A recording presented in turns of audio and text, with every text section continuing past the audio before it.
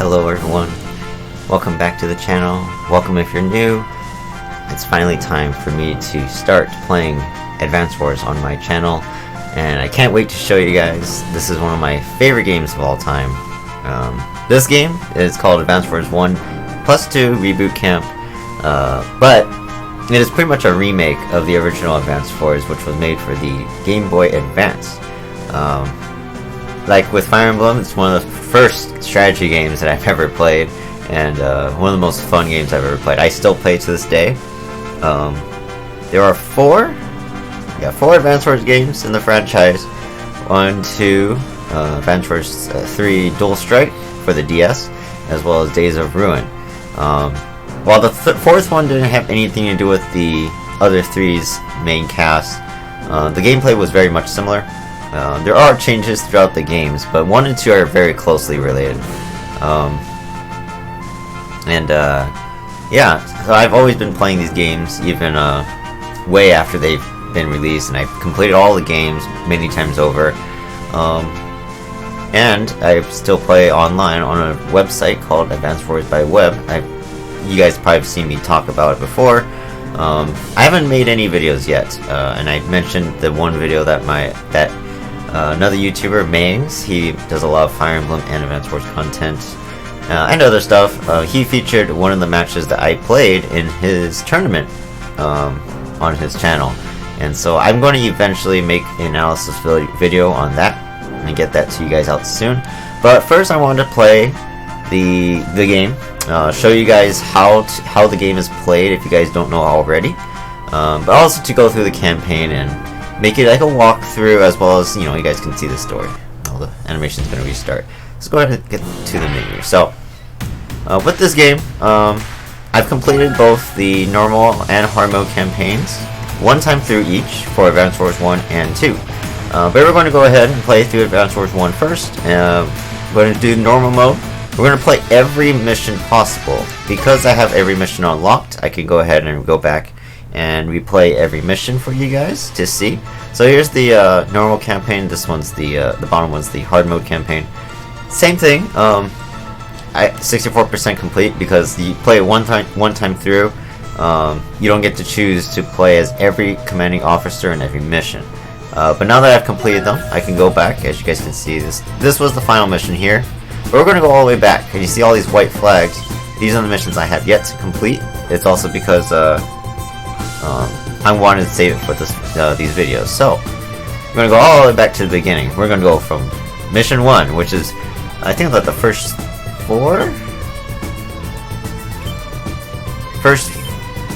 The first 3 are pretty much tutorial. So if you guys have watched my videos, I would just say, I mean, if you guys watch my videos, if you guys have played Advance Wars before, I would suggest skipping this video, heading on to the next one, or you guys can just watch it for the entertainment. I'm going to be going through these first 3 missions on this video, and then on the next one we'll start the campaign, or the main campaign of Advance Wars. So let's just get right into it. We're going to play mission 1, Tank Ops. I'll give you some background as we go along, but the game itself will explain whatever happens. So let's go ahead and start. Mission 1, Tank Ops.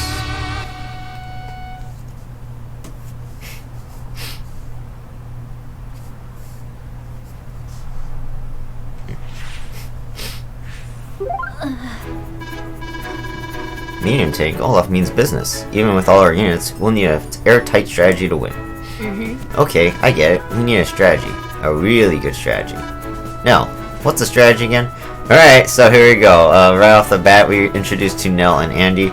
They are the 2 commanding officers of the what is called Orange Star Army. However, if you guys look at the screen, they're quite red. It had to do with developing when they first developed the game way back when. They wanted to keep the name Orange Star, but somehow they got into red. I honestly don't remember how that happened. I just know it happened before the game was released. And there's some other changes in the game as well to this modern day version of the game, so I'll explain as we go. But Yeah, they're called the Orange Star Army, even though their color is quite red. Anyways, Andy is he's our new young commanding officer for the Orange Star Army, but he's kind of an airhead, as you guys will see a lot in the dialogue. He's not very smart, but he is capable. So, and he is by far my favorite commanding officer in the entire franchise. As we go throughout the game, I'll tell you guys more on why that is. Do you need me to explain? Oh dear, do you need me to explain our strategy here? So I'm going to skip most of the tutorial other than the main dialogue and gameplay, because I've already seen this before, but pretty much the strategy is to not lose my units, and we gotta keep my artillery alive to kill the medium tank. I'm kidding, no, we just gotta be smart about our movement and stay out of enemy's range. Then we roll in and save the day. Perhaps, but only when it's strategically advantageous. Every battle is different. No, there's more than one way to win, you know? Do you need me to explain terms of victory? Let's go ahead and read this one. Terms of victory explain what conditions you need to meet in order to successfully complete a mission. Have you checked in on... Okay, I don't need to tell you that. Okay, never mind, I didn't need to read that. Alright, I think I got all of that, mostly anyway. Let's go to show Blue Moon what we're made of. Alright, so... in order to win almost every map in Advance Wars, there are usually a couple objectives. One, you can always use an infantry unit, so my infantry here, or a mech unit. They can capture properties around the map, and they can capture the enemy HQ, which will get you an automatic victory. The other way you can win is by destroying every unit on the map. In this map we have, 8 enemy units to deal with, which is probably what I'm going to go with doing. And then the third way to win is usually by an objective. Later on in the game, there will be objectives like protect a certain unit, or destroy a certain unit, capture a certain number of properties. Many different objectives to win a map, but they're circumstantial.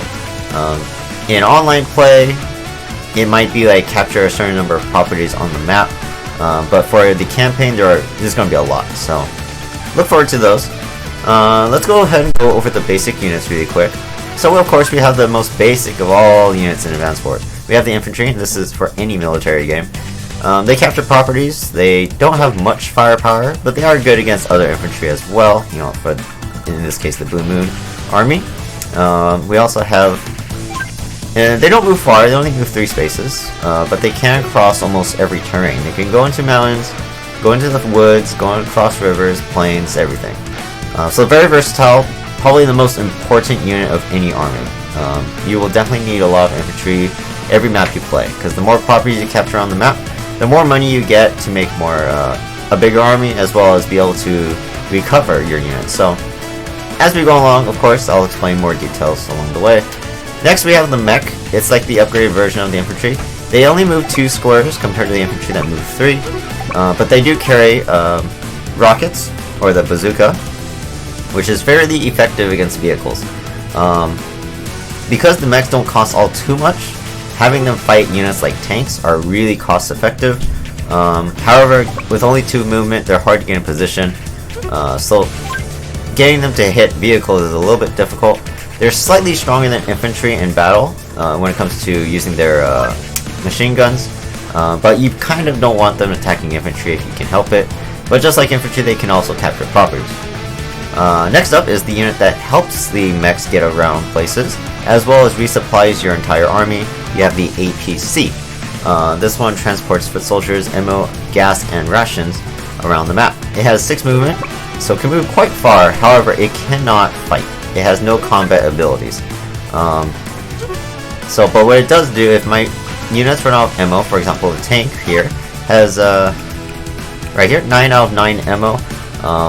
If I run out of ammo, the APC can refill it all the way to full just by using the resupply option, like this, supply. So, APC is very important, not always useful.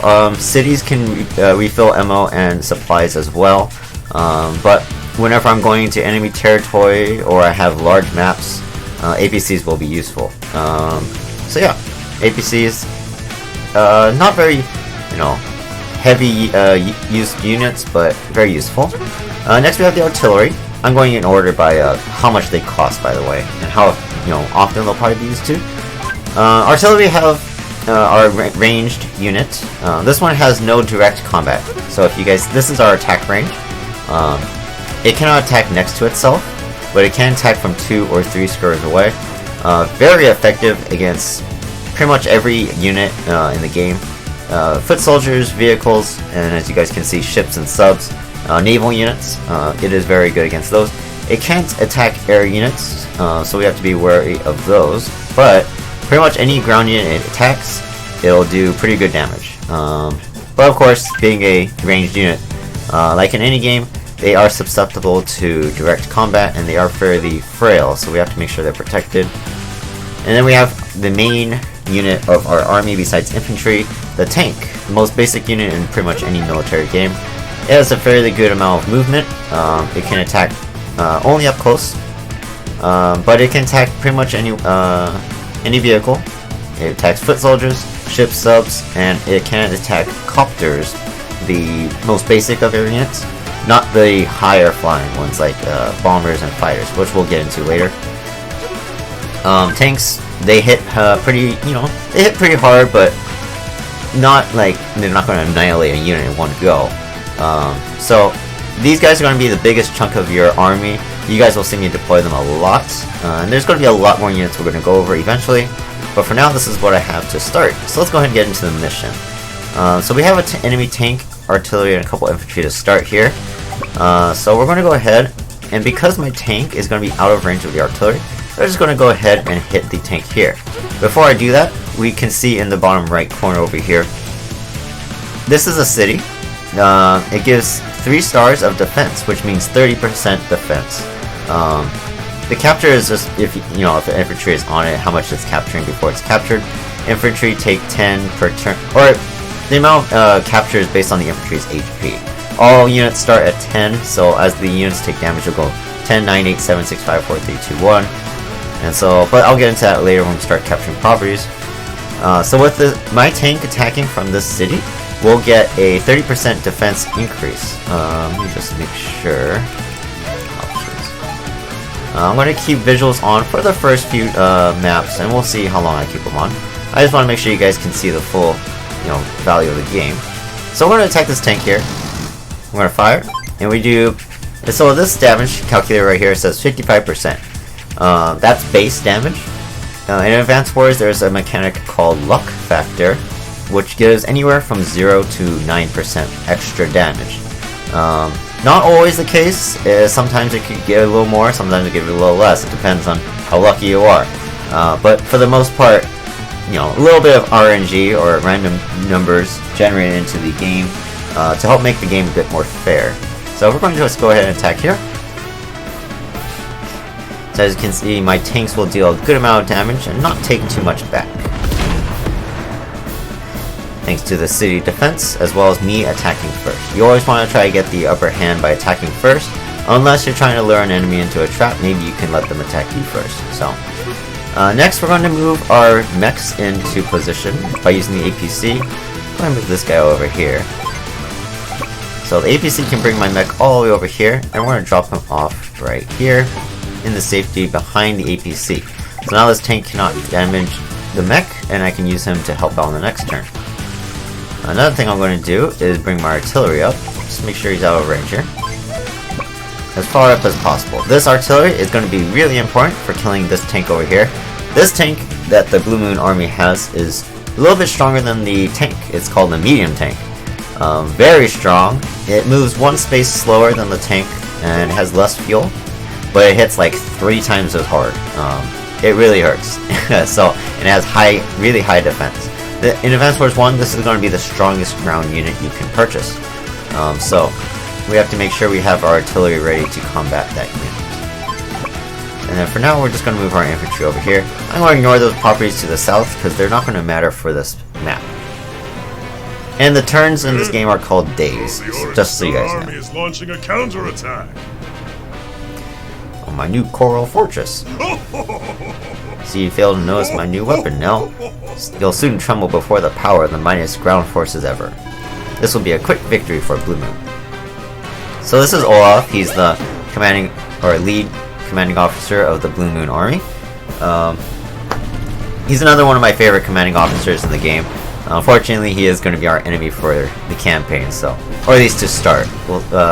eventually, as we go along, we can use them in the versus modes, war room, and then spoiler alert.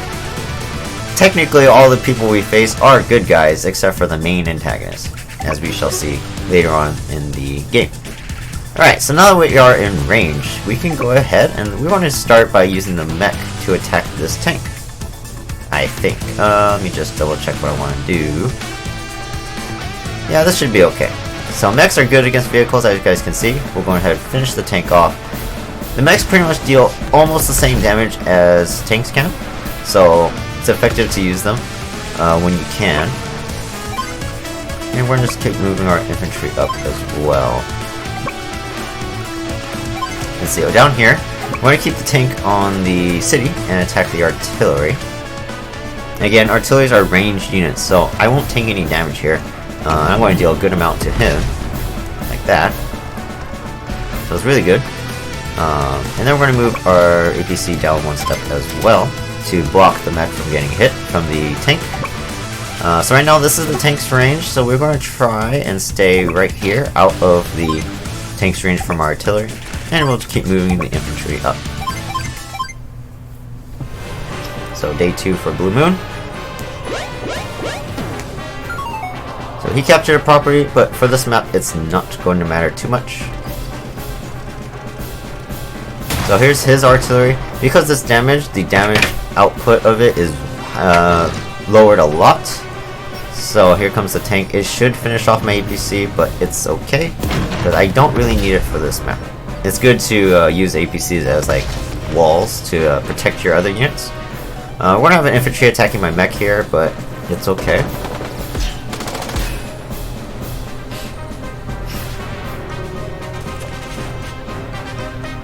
Alright, so now it's my turn. Excellent, my code power is ready. Alright Andy, this is a real teaching moment, so listen up. The code power meter is in the top corner of the screen. The meter fills up gradually over the course of any battle. When it fills up completely, it will start flashing. That means it's good to go. When the code power is ready, you can activate it by selecting the power from the map menu. But keep an eye on your enemy's code power meter as well. They won't hesitate to use their own code power against us. No? No, I'm confused. Where exactly does the code power come from? Well, it comes from inside you, of course. The exhilaration of battle kindles the flame of our special abilities. When that fire ignites, one's true talent can be unleashed. Huh? A talented fire? But how is that? Never mind. Okay, then I'm ready to select power from the map menu and send Olaf's troops packing. So, this is the one biggest mechanic in Advanced Wars that makes it different from the other strategy war games, is the co-powers and the abilities of the commanding officers. Really quick, before she's telling me to use it. So, with Nell's co-power, Nell's unit will randomly strike with up to 60% extra firepower. They also gain plus 10% base firepower and defense. The extra 60% firepower is the luck factor I was talking about. Nell is a luck-based CO, and she randomly deals extra damage during gameplay. So with her co-power, it's up to, like I mentioned before, is 0 to 9. With hers, it's technically up to 0 to 60. I think it's 60. I'm not sure if it's 59, but it says 0. It says plus 60. So we're gonna use it. Let's have a little Come on, let's have a little fun.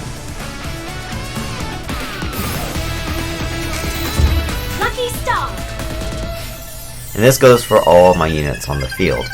Every commanding officer is different and has different abilities, which makes the game unique. Now my units are lucky. That means they have a greater chance of dealing high damage in battle. But that's just my own co-power. Every code is different, so you should adjust your strategy accordingly. You can read the intel on your co-power, or even that of your opponents, just like code in the map menu. When you ever meet a new CO, I recommend checking there. After all, knowledge is power. Alright, so, going to what I was going to do. A well-balanced CO with no weak points. They say she was born under a lucky star. Nell's units may randomly strike up to plus 20% firepower. In that case, what it means is she has a random extra luck factor of, I think, 0 to 19, not plus 20. Which is good. That means when my tank attacked that other tank and it did 55 base damage, that means I can technically do up to 84 damage, which is really good. So that's an extra 3 damage I could have dealt onto that tank.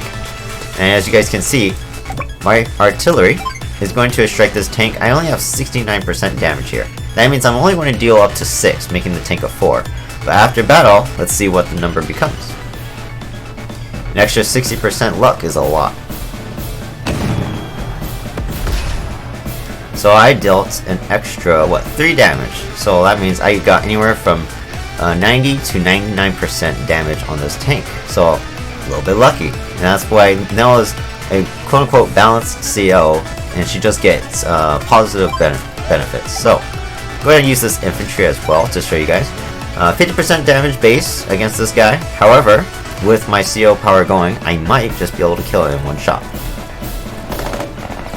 Just like that. That's an extra 30% or more attack power that I just got for that infantry. So, co-power is very effective. This is usually how battles are won, by using your powers effectively, especially on maps that are even. But for the campaign, most of the time the enemy will have the advantage, and as the player, you have the advantage of being a little bit smarter and being able to coordinate different strategies. So, again, here we go. Infantry only has 4% base damage against this tank. That means I can't kill it. But with up to 6% or more, I can get the kill. And because I have up to 60% extra luck, getting that extra 6% should be easy. But again, it's still 0 through 60, so it's not 100% guaranteed. But there we go, and we got the kill. So again, we're just going to move on straight ahead and just annihilate these units like this. With my co-power, I should be able to kill these units no problem.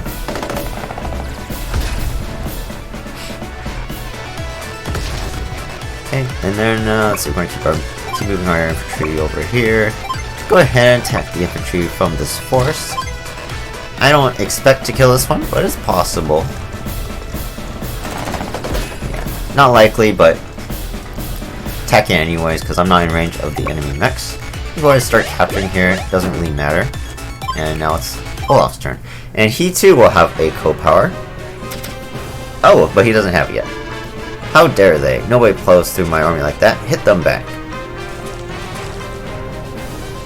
Alright. So, we're going to continue killing Olaf's units. Let's go ahead and try for the kill here. 46%. We can get 4% luck to kill the infantry unit. And we do. Very good. I'm going to go ahead and capture this property here. So another thing to note when facing AI opponents is they'll usually try to stop captures you initiate, as well as go after units that can't really deal damage back, or they also go for the highest damage value for them to benefit them. So I leave my tank here. He could attack me because it would benefit his units the most. So I'm going to go ahead and retreat just a little bit, so I'm out of range of the mech. I'm also going to retreat this mech. I don't want to lose units if I can help it. But we'll go ahead and capture this property as well. Okay, we're going to move our infantry like this. And put our artillery right here to protect this infantry if he attacks. Excellent. Sun, snow, rain, or other weather. I can handle anything. So here comes the mech. Should do a decent amount of damage to my infantry capturing the city, because they're slightly stronger than regular infantry units. But again, now my artillery is in range. However, I need the artillery to attack this medium tank, so I need to get into position. So I'm going to skip using the artillery and use my infantry to take care of the mechs.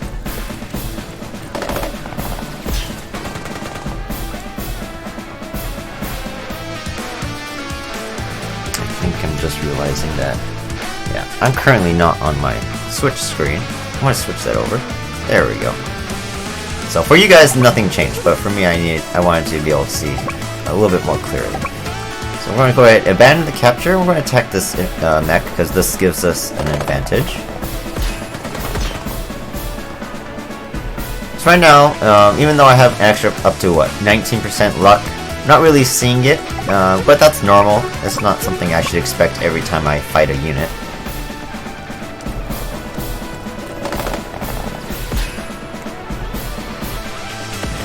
Alright, there we go. I move the mech down. So we can attack here because I'm initiating. I will probably deal a good amount of damage so I can't get killed when he attacks me back. There we go, 42. This will allow me to move my artillery up further, as well as my tank. And we're going to slowly keep my army together to get ready to engage that medium tank. Alright, so I'm not sure if this medium tank can one-shot me on the plains, but I'm pretty sure it can. So what we're going to do is use this infantry right here to take out this mech. And this is the strategy part of Advanced Wars. Now that my infantry is in range of this medium tank, he will attack it, and I can use my artillery to hit it on the next turn. I'm also going to make sure my mech is able to help me, as well as my tank. Alright, so here we go. And again, you don't have to capture the properties on this map, it's not that important. Oh, do you think your troops can withstand the cold? Blizzard! This is Olaf's special co-power. He makes it snow for a turn, and so what this does is it makes it so enemy units from him have twice the movement cost for terrain. Movement cost is very important when figuring out strategies. So as you guys can see, if you guys look at my tank's movement, normally I can move all the way over here on a normal basis. But because my movement is doubled, moving through plains costs twice as much, so I can only move half the speed. However, on properties, roads, and shores, we can move the same amount. 1, 2, 3, 4, 5, 6. So, while his co-power is definitely useful, it has its limitations. However, it does limit my infantry movement as well, especially through the rivers and the plains. So, when we look at forests, now that instead of 1 cost for infantry, they cost 2, everything pretty much just doubles. Mechs have a special ability of being able to move through forests and mountains and things a lot easier, as well as rivers. So they are usually unhindered. I think only the mountain will give them a harder time. But that's for, later on. So again, now that my artillery is in range, we can hit this medium tank a lot with some good damage from range. And this is how you're going to beat it. So as you guys can see, normally my artillery would have done like 7 damage to a regular tank. This medium tank has heavy armor, so it makes it a lot harder to kill it.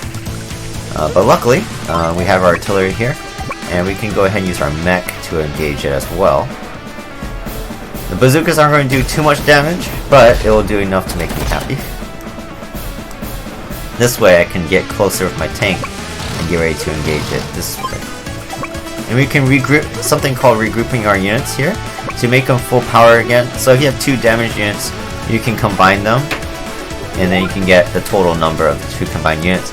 You can't go higher than 10, unfortunately, so right now it's only up to 10, but this makes it so the unit is a lot harder to kill, and makes your units stronger. So, not always a good idea to regroup. Sometimes it's good to have damaged units, but in most cases, having a stronger, overall unit is good. So the medium tank's attacking my tank here, which is okay. As you guys can see, it was only a 4, but it does a good amount of damage to my tank, and I barely did anything to scratch it. However, it's still in range of my artillery, therefore, we can finish it off this turn.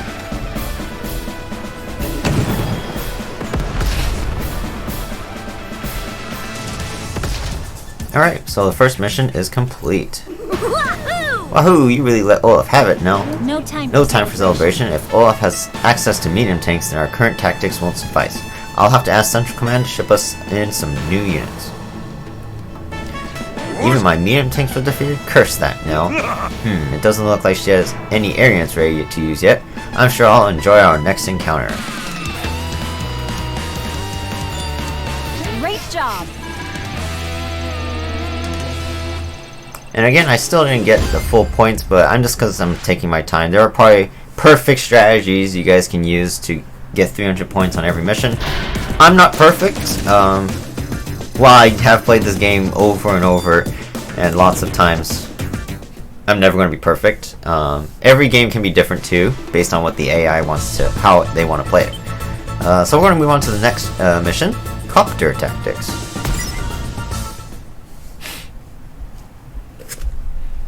hopefully you guys are enjoying the video so far, if you guys are new to the game. And if you're not new to the game, again, this is going to be a little bit boring to start, but as we get rolling along the campaign, it should get more interesting. Alright, day 1. Olaf is one shrewd tactician. As expected, he's deployed a number of helicopters and medium tanks to the battlefield. A frontal attack from us would be reckless. Examining all of Olaf's units, I think we only have one viable option. Throw everything we've got at him. No, Andy. Strategy. Yes. We must capture the enemy HQ, and for that, we'll need to leverage our helicopter units. Do you need me to explain how to use them? No, I will explain that myself. I'm pretty sure I know how helicopters work. I'm glad you were listening, Andy. Do you want me to tell you about our new ground units? Nope, I will do that myself. I'm pretty sure I know everything there is to know about ground units. Great, you're catching on fast. We need to take out those enemy units fast. If they can protect the enemy's HQ, then our strategy might fall apart completely. We only need to distract Olaf for a few days. Pay careful attention to the enemy battlecopters and medium tanks. Don't forget, we'll need to capture the enemy HQ quickly. Okay. Alright, so going in order of the costs of each unit, we're going to start with the transport copter here. As the name suggests, it just transports infantry, which is going to be useful for flying over the water here and getting to the enemy HQ.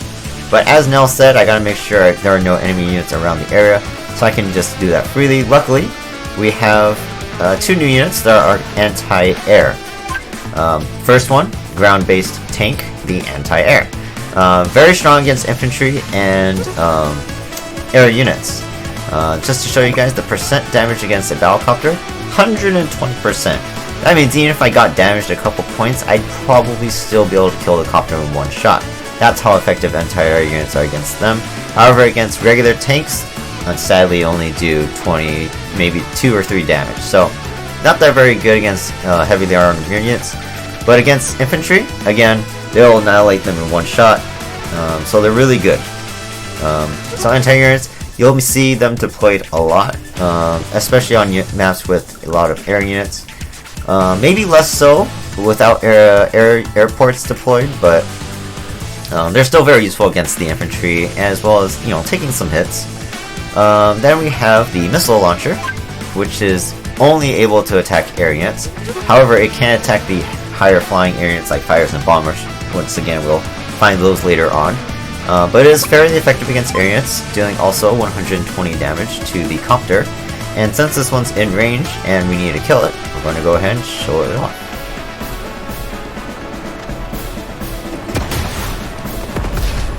So, completely annihilates the battlecopters there. Again, the anti-air is a direct combat unit, so it will be able to attack up close. The missile launcher, just like the artillery, has a minimum and maximum range. Minimum range of 3. It has to be, enemy units have to be 3 squares away or more, but no further than 5, right? 5 squares away. So, while it does have a long range, it cannot attack up close, so we have to be careful of that. So moving on, what we're going to do is just get this infantry into the transport copter and fly it over here to the enemy HQ. Pretty much, nothing is going to be able to stop this guy, so in 3 turns, we will win this game. However, I do want to show off more strategy tactics here. So for now, we have our battlecopter. We're going to fly it down here. Battlecopters, very good against most units. They move 6, so they fly pretty far. They can go over every terrain in the game, so they're very useful. They can attack infantry with their machine guns, or they can use their missiles, which they have a decent supply of, to attack pretty much any ground unit. The M-gun also only goes against other copters as well. They don't use their missiles against flying units. But yeah, they're fairly effective against pretty much any ground units. These guys are going to be deployed a lot. They're like the tanks of the air. And they're very useful, but they can only be deployed from airports, which we don't see too often, so don't expect to see them on every map, but whenever there are airports, we will use them a lot. So, against the tank, just like the regular tanks, and they're the tanks of the air, they're going to deal, you know, basic damage to the tank here, but we don't take much damage back. I don't know if you guys saw, the tank did fire back with their M-guns, but did no damage, so we are good in that regard. So we do have this enemy battlecopter here. However, we're not going to go into its range quite yet. We're going to move my artillery back here, and we're going to leave the mechs right here in front. Put the anti-air here. move my tank back, and everyone else is pretty much going to stay still. What I'm doing now is the copter is forced to attack one unit, any of these infantry units, and the tank, if it wants to, can also attack only one unit. This way it's called strategy, to not get attacked by more than one unit, using the terrain to my advantage. On the next turn, the copter should move in and attack something, and I should be able to kill it with one of my anti-air units. I skipped the dialogue, but I didn't mean to. I just kind of rushed through that. So the tank's moving in here, attacking my mech on the city, so I'm not going to get, just like a tank engagement. It's an 8-5 engagement. You'll see that quite often. So here he's using his tank to attack my mech. I'm assuming because he won't die? Yeah. Otherwise he probably wouldn't have attacked. And the copter's going to move in and attack my infantry. AI isn't exactly smart when it comes to strategy. Sometimes they might surprise you, but for the most part they will move in for the attack if they can.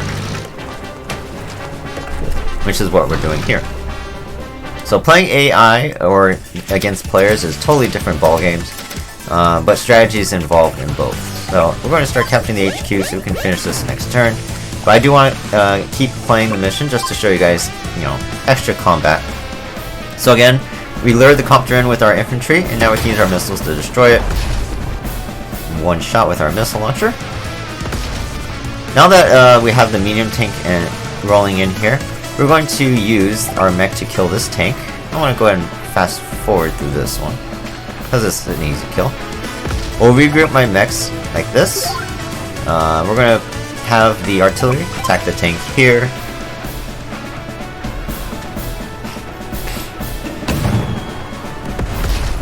Oh, we got lucky. We got at least 10% luck, so we were able to one-shot it. So now, the medium tank is very strong against any of my ground units, but with my tank on the city, it will survive a nice hit and not get killed. I could use the artillery next turn if I was playing the mission to destroy it. But he can also attack my mech. However, medium tanks are not really effective against battlecopters. And vice versa, the copters do only like 25% damage to medium tanks. But I will not die, as you guys will see. I'll put my copter right here in front of the mech. The tank can no longer hit my mech here. So I'll be forced to attack my medium tank or my copter, keeping my weaker units safe. So now it's Olaf's turn. He's going to use his power. Again, co-powers give a 10% attack and defense boost in Advanced Wars 1. It changes from game to game. Blizzard. So plus 10% attack and defense, as well as their special ability. In this case, Olaf's ability is to make it snow, which doesn't really help him in this case. Here comes the medium tank, attacking my tank on the city. So even with 10% extra firepower, he only dealt 6 damage. That's how effective defense is in this game. The city gives another 30% extra defense, so based on the amount of stars on the screen. So very effective to make sure you use the terrain to your advantage. As you guys can see, the other medium tank attacked my copter. Didn't really do much damage considering he was the one that attacked first. And so, just to show you guys, we're going to turn animations off really quick. Artillery will go ahead and attack the medium tank, deal decent damage. My copter will also attack to deal another few damage because Nell is lucky. And I would be able to destroy the medium tank here. But Olaf does have a massive army, so we can't fight it all on this map alone with the units I have. I could, but we have our enemy HQ over here. So we just capture it, and the mission is complete. So that's the second way you can win, is by capturing the HQ. That takes care of that. And that's what this mission is actually demonstrating. So we don't have to go through all those medium tanks with our small army. Yeah. And I can't believe he left his HQ wide open. It's not like this is his first time on the battlefield. Olaf is missing a key piece of strategy. It doesn't matter how strong your units are if you don't know how to use them. What in the... My HQ seized? No, this smells like one of your little schemes. I knew your troops couldn't weather a direct assault, so you pull this out of your hat. This isn't over yet. So again, it is smart to, watch out for your own HQ, as well as look for the enemy HQ to quickly end the battle. That way you don't have to always go through your enemy's, strong or larger army. Alright, so we completed mission 2 in just 3 days. Really simple. Again, I was just showing some of the combat off of the air units as well as the anti-air units for that mission. So that's why I took my time. And we have the last mission of our tutorial, Fog of War. And oh boy, I will tell you guys right now, I suck at Fog of War. Mission 3, Fog of War. It is, even in Fire Emblem, it's one of my least liked things about strategy games. But I do appreciate the mechanic of it. It is very, very good. I just suck at it. So that's why I hate it. But it's not like it's a bad thing. But for the AI, they're actually pretty dumb still, so it's not going to be too bad. Uh-oh, this could be trouble. The surrounding area is almost completely hidden. Olaf's troops could be anywhere and we wouldn't be able to see them. War is so mysterious. Do you need me to We call this phenomenon Fog of War. Do we need to explain how it works? No, I will do that myself. Nah, self-explanatory. Great, just remember that we can use mountains for extra visibility and we should always check woods for hidden enemy units. Recon and rockets. Nope, I will do that myself. Alright, let's see what Olaf can do. Alright. New units, here we go. We got the Recon. As the name suggests, these are reconnaissance units. They are effective in Fog of War as they have 5 vision. The largest, I think, of any unit, including the missile launcher. Surprisingly, the missile launcher also has 5 vision. So 1, 2, 3, 4, 5. It can see very far away in Fog of War, so making them the best unit to have in Fog of War. However, they are fairly weak against most units. They only attack infantry, vehicles, and copters because they have a machine gun. Similar firepower to infantry, slightly stronger. They are a jeep after all with an M gun on it, so they are good for fighting infantry, but not much else. It'll do decent damage to like artilleries and rockets or other indirect units, but not too much. Which leads us to our next unit, the rocket launcher. These units are pretty much an upgraded version of the artillery. Again, just like the missile launcher, they have a minimum range of 3 and a maximum range of 5. They can only attack from afar, and they are very, very, very frail, so we have to make sure they're protected. But they're also very useful for destroying ground units. They have slightly higher firepower than artilleries, I think by 20% maybe, 15 to 20%, so really good. Then we go to the next point of intel that Nell was mentioning, and that's infantry get extra vision in Fog of War when they are in mountains. So as you guys can see, I cannot see this little patch of land.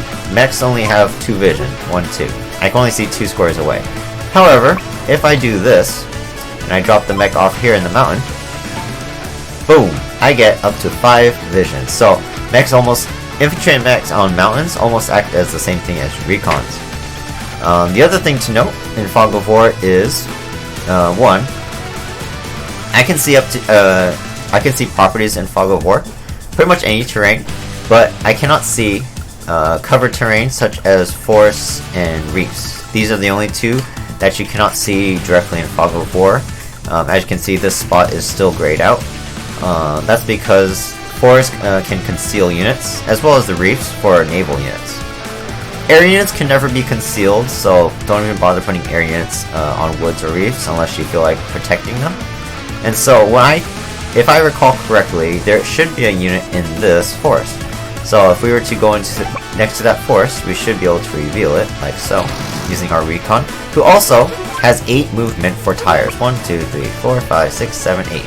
They can move all the way over here. For planes, they cost 2 for tires, so I can only move 1 square in this direction, but they can move really far. So here we go, and there is a unit here. This is the enemy rockets, but now that we've revealed it, we can go ahead and we can attack the rocket launcher with our tanks, like so. So now that we've gone through most of the combat, I'm going to leave animations off just because it slows the game down, and you guys can still see what happens after the battle. So go ahead and destroy this rocket launcher, and while my medium tank could get the first strike, we're going to use the long-range rocket launchers here to attack the medium tank first to minimize the damage to our own tanks. So rockets, fairly effective against the medium tanks here, 5 damage. Now we can use our own medium tank to finish it off, like so.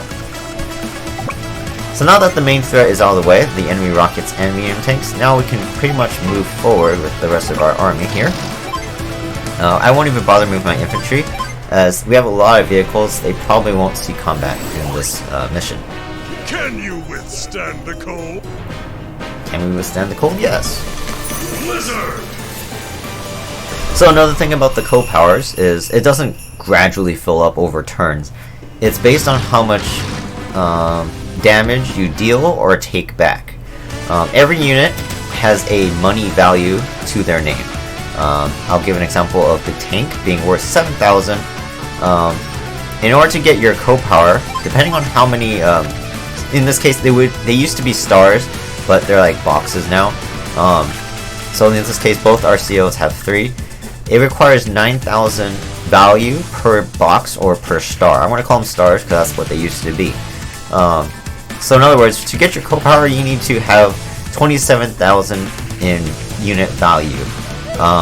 When you lose units, or when your units take damage, they will retain 100% of their value to your co-power. So if I lost my tank, which was worth 7,000, I will almost fill up 1 star. Like pretty much how much I have now. I destroyed a rocket launcher, which is worth 15,000, so that's 7,500. And I also destroyed a medium tank, which is worth 8,000, which is 4,000 if you cut that in half. What happens is if you deal damage, you get 50% of the value added to your co-power. And so that would be, what, 30, or 75, and 4,000, so 11,000. Didn't quite equal up to this. Advanced Wars 1 is a little bit tricky. I'm not exactly sure if it's 9,000. It might be more, so maybe 11,000 for each star. But later on in Advanced Wars 2, it is 9,000 for sure. But yeah, so co-power, it's based on the value of your unit's damage as well as the unit's value taken. So don't always rely on trying to get your co-power in the middle of battle, especially when you're not even close. But when the enemy or yourself get close to the co-power meters being full, just be careful that co-powers do change the way the game goes. So we're just going to continue going through this mission. It should be fairly simple at this point. Not sure if there's anything in this force, but what we can do is just head right on in and see if there is. So there's not, so we just can go ahead and continue hitting these enemy units hard. Because of the mountains, vehicles cannot trespass through mountains, so my medium tank is blocking the only road. Therefore these tanks cannot hit my artillery. Again, using the terrain to your advantage. Alright, so we can just keep on moving through here. Capture this property, because why not?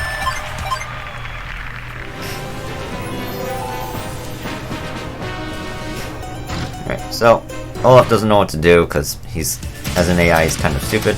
But now our artillery is in range of the tank, so we can go ahead and attack the tank there.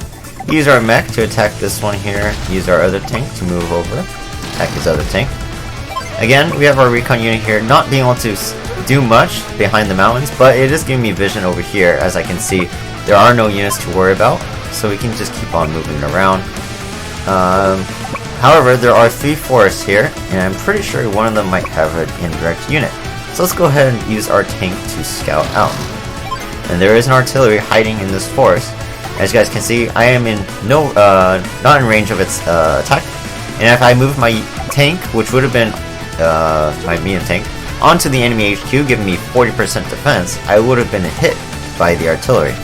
But I can stay out of its range and sacrifice the 40% defense and stay over here on the plain, which gives me less defense but keeps me safe from the artillery. So it's not always good to be on the terrain tiles. Sometimes it's smarter just to be off of it. How dare they? Nobody plows through my army like that. Hit them back. Yeah. So as we can see, my tank just got hit, but I don't see what it got hit by. So that means there is another unit hidden in the fog that is able to attack. I would suggest it's probably in one of these 2 forests. So we can use our infantry, try to place it over here in the forest, and it reveals to be a rocket launcher. So again, rockets, very good. They have really good damage. As you can see, it did 80 damage to my tank. But luckily, we do have units in range to deal with it. So we're going to go ahead and use... we're going to use the tanks, or at least my full-powered tank, to attack the rocket launcher like so. dealing a good amount of damage. I want to use the medium tank on the artillery, and have my tank destroy the artillery as well. The reason being I'm doing this way, rockets only have one vision. So that means from the enemy's point of view, or if I go to my rocket for example, this is my attack range, but I can only see this far. I can't attack any units that are in the gray squares because they will not show up.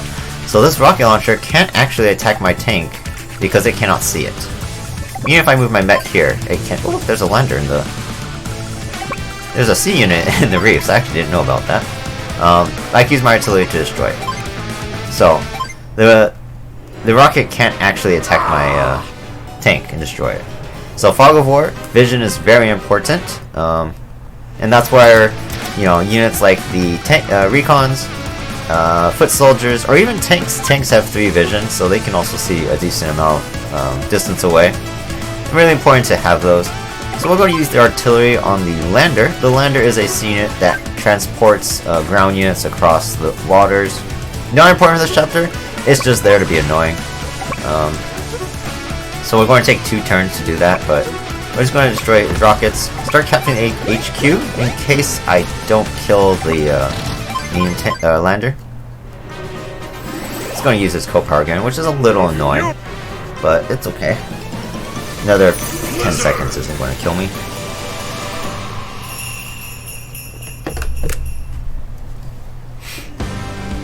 What this does do, he gets with his co-power he gets another 10% defense, on top of being in the reefs, which gives another 10% defense. I might not be able to kill this lander, but because it's already taken damage, its defenses are lowered, so I might have a chance. And I do. So, and again, Nell is a little bit luckier than most hosts. So I was able to kill the lander with my artillery. Otherwise, I would have just captured the enemy HQ or use my medium tank to help. So they've taken back some of their Orange Star territory. I'll concede this day, but the real battle is yet to come. Well done, incredible job. We finally driven Olaf out of the Alara region. That said, there's still a great deal of work to do. You've come a long way in a short time. I have a feeling that you're ready to handle your own missions from now on. It helps that I had such a great teacher, and that I actually listened to what she said for once. I'll remain in ready contact, so reach out to me anytime you need assistance. I guess I'm still learning, huh? We're all still learning, Andy. You're still young, but your abilities are already top-notch, although you could exercise a bit more patience sometimes. Good luck, I'll be rooting for you. And just as Nell said, we're all learning, and pretty much the more you play, the more you learn. Even to this day, when I play online, there are so many, strategies, tactics, things you can do to improve your game, and I'm still learning from watching some of the best play online, watching my some YouTubers, stream their games. I'm still learning how to play this game. I don't know, advanced level, but for you guys watching these videos, hopefully you guys, if you have not seen Advanced Wars before, you guys get inspired to try it. It's really fun. I like strategy games. It makes you think. They are fun to watch you get to blow up stuff. I like military games, so this is perfect for me. Alright, so we're going to end the video here. It's been almost an hour for this one. And we just got the tutorial all the way and introduced you guys to Advanced Wars. Again, if you guys have played these games before, or you guys are used to turn-based games like Fire Emblem, Advanced Wars, you guys you know what to expect. However, for the ones that are new, hope you guys enjoyed this little preview of Advanced Wars 1. On the next videos, we are going to start the campaign from technically the original start point with Mission 4. And as we go along with each mission all the way up to, starting with Mission 7, excuse me, we'll be able to play multiple versions of the same chapter. So every video I get to each mission, I will play both versions of Mission 7, for example, or later on, like over here in the green area, there are 3 options, 1, 2, and 3, for the same mission. We will also play all 3 options in that mission. Not just the one that I choose. Alright, but that's for later on. So I hope you guys enjoyed this, and I will see you guys in the next one. Bye bye.